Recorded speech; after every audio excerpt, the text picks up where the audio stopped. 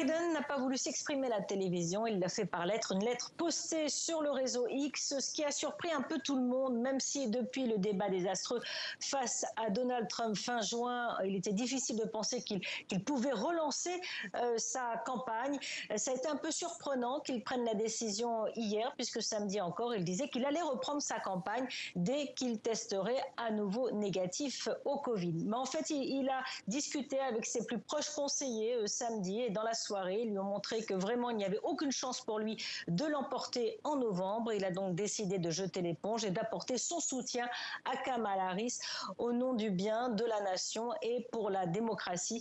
Donc le fait qu'il ait fait cette annonce par lettre, ça alimente un peu plus encore les spéculations sur son état de santé. On ne l'a toujours pas vu, Joe Biden, depuis qu'il s'est retiré dans sa maison de bord de mer pour soigner son Covid. En tout cas, il a promis qu'il s'adresserait aux Américains à la télévision dans les prochains jours.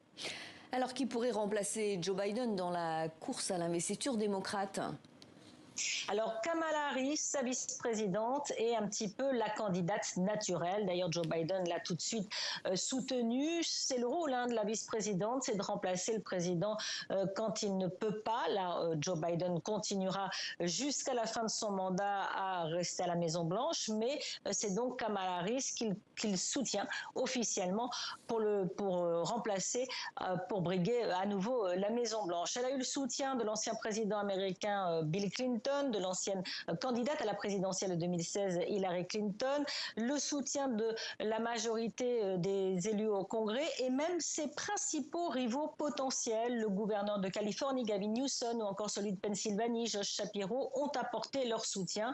Ils pourront certainement être des candidats pour la vice-présidence. Il faut savoir qu'un candidat peut toujours se déclarer lors de la convention, dans tout juste un mois, la convention démocrate, mais il faut qu'il ait le soutien de la majorité des délégués. Or, pour le moment, seule Kamala Harris a les noms et les contacts de ses délégués. Elle multiplie les coups de fil. C'est pour ça qu'on voit affluer de par tous les États-Unis, dans les 50 États, le soutien à Kamala Harris. Elle a beaucoup d'avance par rapport à d'éventuels rivaux.